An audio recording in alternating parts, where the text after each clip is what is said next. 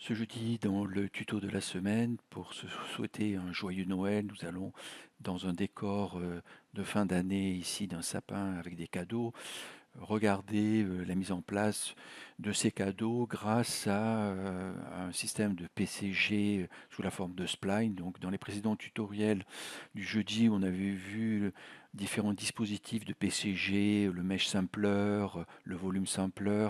Ici, on va regarder donc le spline sampler qui permet sur une curve de pouvoir déposer des objets, des meshs donc différents, ici des paquets cadeaux autour du sapin.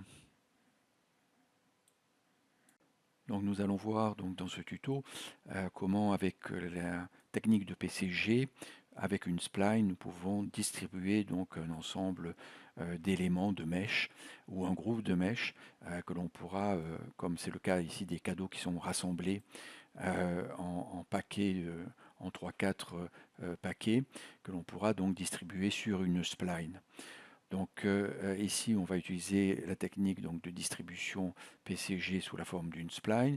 Donc depuis les dernières versions, on a maintenant la possibilité donc, de pouvoir avoir des presets de PCG. Donc j'ai créé un dossier PCG ici. Donc déjà le PCG spline que j'ai créé ici, on va le refaire.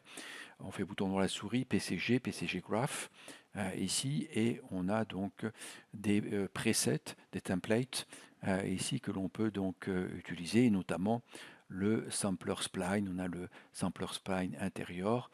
Après, on en a d'autres que l'on pourra voir au fur et à mesure, sampler texture, volume qu'on a vu, et puis le défaut, bien sûr, un petit graph ici. Donc on prend le sampler spline ici, initialize from template à ce niveau-là. Voilà. Donc PCG spline 2. Bon, on va même l'appeler cadeau. Voilà. PCG cadeau. OK. Donc on double-clique dessus et on a donc ici donc on peut enlever ça. Ici les in et out qui sont un peu décalés. Voilà, et on a une préparation ici, hop, une préparation, je les mets ici, output éventuellement qu'on peut utiliser. On a donc la préparation ici avec le get spline data et le spline sampler, et ensuite eh bien, on pourra donc à la suite mettre ce que l'on veut, comme on a vu dans les précédents tutoriels, un transform point par exemple, et puis un spawn mesher bien sûr, pour faire apparaître les meshes, donc les cadeaux ici. Ok, donc le get spline data, on avait vu dans les précédents tutos du jeudi que on avait deux possibilités. Deux grandes possibilités au niveau de l'actor. Soit on était en self, c'est-à-dire que le spline était en interne avec donc le PCG, et donc à ce moment-là on laissait self, c'est ce qu'on va faire ici, ou on pouvait donc venir mettre all world actor ici et utiliser donc le système de actor sélection by tag. Ici je le rappelle, on tag donc la spline que l'on va créer, on l'appelle, et puis ici donc à ce moment-là elle pourra être appelée par le get spline data. Donc on le fait dans le cas où la spline est séparée donc du PCG et pas dans le même élément. Autrement, on peut utiliser donc la fonction self ici. Donc pour ça, pour utiliser la fonction self ici, je laisse tel quel. Ici, je sauvegarde éventuellement PCG cadeau et je viens donc dans le content ici prendre PCG cadeau et drag and drop ici directement, ce qui va créer donc un PCG cadeau ici dans l'outliner volume, qui va être donc le parent et qui va regrouper, c'est une instance qui va regrouper donc le brush component ici, le PCG component ici, PCG component qui en instance ici directement qui reprend le PCG cadeau puisque on a fait un drag and drop direct avec lui. On peut le changer si on veut, hein, bien sûr, dans la liste ici. On pourra prendre mon PCG spline 1 par exemple ici. Donc on a PCG cadeau. Et ici, donc, on a la possibilité dans le groupe ici PCG volume, PCG cadeau qui est un PCG volume, faire plus add et on peut venir mettre une spline qui va donc être incorporée en enfant donc du brush component ici et on va laisser le nom spline ici et donc on va être en interne, et donc à ce moment-là, on pourra donc get spline data ici, rester en mode self, c'est cette spline qui sera appelée ici. Donc ensuite on peut travailler bien entendu la spline, ici, hop. Voilà donc le PCG, la spline ici à ce niveau-là sélectionné. Alors ici on a des flèches qui apparaissent, qui sont indicatives, qui viennent en fait du debug ici, PCG, axis tripod. On peut donc debug l'enlever, parce que ça peut être gênant pour travailler sur la spline ici à ce niveau-là. Ok. Donc on va se remettre donc en mode Game View décoché et voir apparaître donc la spline ici que l'on peut donc déplacer globalement. On va pouvoir déplacer donc en sélectionnant ici Select Spline Point tous les points ou le point suivant, le point précédent ou le premier ici. On va pouvoir le sélectionner aussi, le décaler. Ici c'est la tangente, on a 2 points au départ. On peut sélectionner donc le point, Alt, et on va créer donc un nouveau point. Je me déplace et au fur et à mesure Alt et je crée donc un nouveau point. Ça me permet d'avoir la spline ici mise en place et que je peux donc à tout moment venir donc modifier par les tangentes et par les points que je peux rajouter donc au fur et à mesure. Encore une fois Alt et je crée un point supplémentaire qui vient se rajouter et ainsi de suite. Voilà, j'ai une spline ici qui est un peu au-dessus du sol, mais ça c'est pas très grave. On revient donc en mode général, on descend la spline ici, voilà. Ok. Donc encore une fois, on peut venir tout le temps donc la modifier, bien entendu, même après avoir mis en place le PCG ici. Et donc à partir de cette spline ici, on l'obtient ici get spline data, spline sampler ici, et on va pouvoir donc venir. Alors si on fait un debug ici en appuyant sur la touche D, on a des éléments, on les voit qui suivent donc les splines qui sont en long ici. Donc ça c'est un peu indicatif, mais il faut s'en méfier parce que ça va dépendre de la taille donc, des objets que l'on met en place. Donc ici ce qu'on va plutôt faire, c'est venir donc rajouter un transform point qui va être nécessaire pour gérer donc les transform points classiques ici, et puis donc ensuite on va mettre en place donc un spawn static mesh spawner ici qui va nous permettre donc de voir un résultat. Donc ici on va mettre en place donc soit le debug pour voir les cubes, soit directement donc dans le mesh selector ici, mesh entrée plus, comme on l'a déjà fait, index, ici description, et on va pouvoir mettre un static mesh ici qu'on va venir reprendre donc dans le content. Donc les cadeaux se trouvent dans Christmas Stone, mesh, ici, voilà. Donc on va mettre un premier gift ici, drag and drop, et on voit que ça apparaît. Donc hop, je vais essayer de remonter. Comme le PCG est assez court, ici, voilà.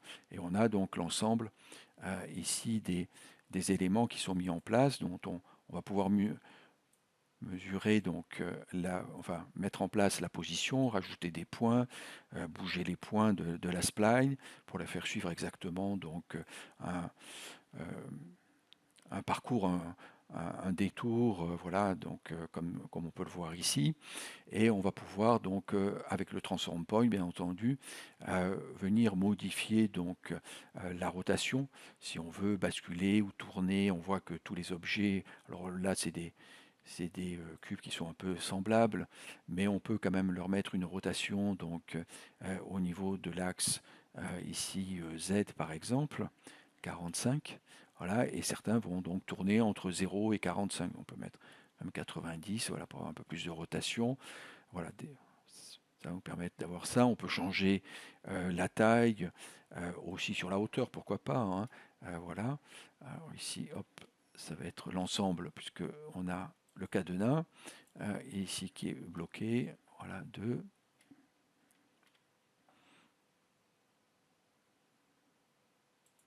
Et hop, on va venir sur Uniform Scale, le décocher, et éventuellement, donc voilà, 3 sur la hauteur pour avoir des paquets de hauteurs différentes, et ainsi de suite. Donc on va pouvoir, voilà. Donc là, on a mis en place donc, le static spawn ici, mesher.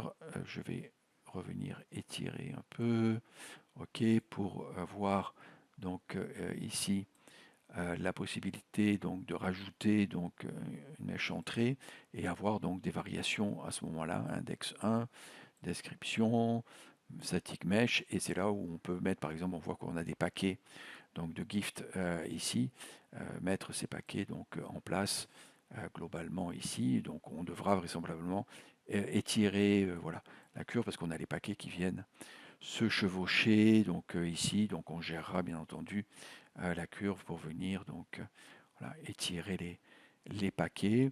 On pourra mettre un weight donc sur la force donc que l'on veut donc au niveau de telle ou telle entrée donc de mesh dans le static mesh spawner. Donc si on veut par exemple moins du premier paquet index 1, ici on mettra un weight donc à 0,5. Ok, on aura beaucoup plus donc puisqu'il est à 1 par défaut de l'index 1 ou l'inverse, weight ici, hop, 0, on va remettre 1, ok.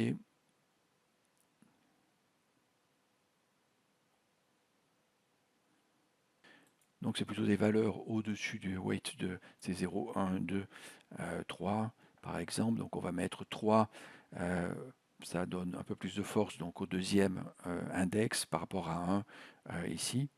Ok, et donc on a beaucoup plus effectivement de blocs de cadeaux ici distribués donc sur le mesh.